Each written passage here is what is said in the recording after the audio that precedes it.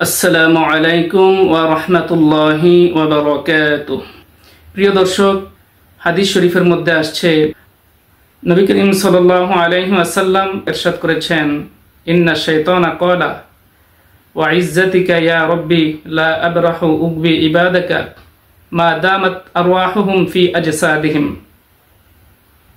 শয়তান আল্লাহ তাআলার কাছে বলেছে, হে আল্লাহ, হে আমার রব, আপনার ইজ্জতের কসম, আপনার বান্দাদেরকে আমি সদা সর্বদা ধোঁকা দিতে থাকব যতক্ষণ পর্যন্ত আপনার বান্দার কলবের মধ্যে রূহ রয়েছে, যতক্ষণ পর্যন্ত আপনার বান্দার মধ্যে প্রাণ রয়েছে, ততক্ষণ পর্যন্ত আমি তাকে ধোঁকা দিব।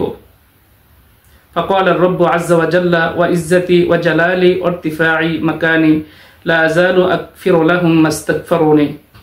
আল্লাহ পাক রব্বুল আলামিন তখন শয়তানকে বলেছে, হে শয়তান, তুমি শোনো, আমার ইজ্জতের কসম, আমার মহত্বের কসম, আমার সুউচ্চ মর্যাদার কসম করে বলছি, তুমি শয়তান আমার বান্দাদেরকে ধোঁকা দিবে, তোমার ধোঁকায় পড়ে বান্দা গুনাহের কাজ করবে, আর বান্দা যখন আমার কাছে তওবা ইস্তিগফার করবে, আমি আল্লাহ পাক বান্দাদেরকে ক্ষমা করতেই থাকব।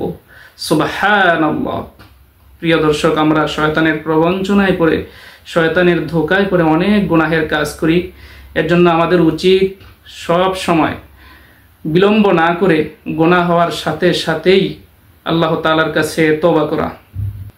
হাদিস শরীফের মধ্যে এসেছে, নবী করিম সাল্লাল্লাহু আলাইহি ওয়াসাল্লাম ইরশাদ করেছেন, আত্তাইবু আনিজ যামবি কামাল্লা যামবা লাহু। তওবাকারী ব্যক্তি ওই ব্যক্তির ন্যায় যার কোনো গুনাহ নাই।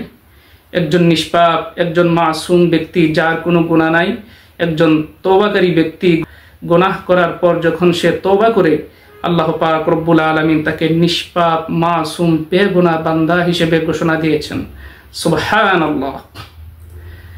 প্রিয় দর্শক, নবী করিম সাল্লাল্লাহু আলাইহি ওয়াসাল্লাম আরো ইরশাদ করেছেন, মা মিন আবদিন মুমিনিন ইয়াখরুজু মিন আইনাইহি দুমুউ ওয়া ইন কানা মিসলা রাসি যুবাবি মিন খাশিয়াতিল্লাহি সুম্মা ইউসিবু শাইআন মিন হাররি ওয়াজহিহি ইল্লা হাররামাহুল্লাহু আলান নার।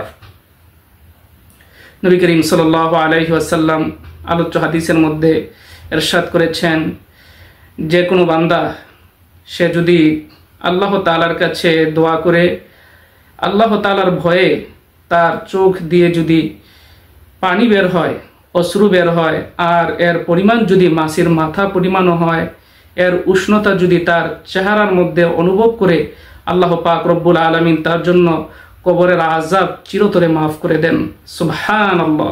এজন্য আসুন আমাদের গুনাহের মার্জনার জন্য চোখের পানি ছেড়ে দিয়ে আল্লাহ তাআলার কাছে আমরা তওবা করি, ইস্তিগফার করি।